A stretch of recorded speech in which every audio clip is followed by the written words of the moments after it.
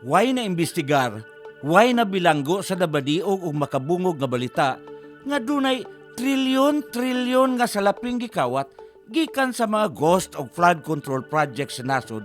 Apil na ang sugbo niini.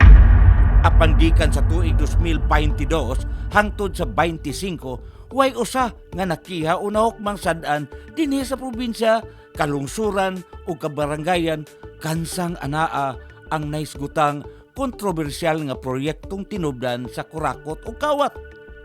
Adunay natala nga 1.1 bilyones ka pesos ang flood control projects dinhi sa Sugbo. Pinakadaghan ini anaa sa syudad nga mikabat og 47 kabuok kay bulungang infrastruktura. Ang pinakadakong kantidad tua sa lungsod sa Malubuyok, miabot ang balor niini og 3.3 bilyones. Apan, way kongresista, mayor o barangay kapitan nga posibleng may labot sa implementasyon sa buong proyekto nga naimbestigar og nabilanggo. Ngano kaha?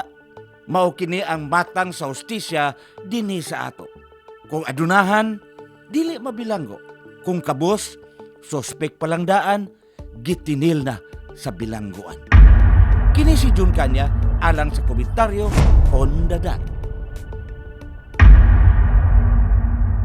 TV is a proud member of Philippine Press Club Incorporated.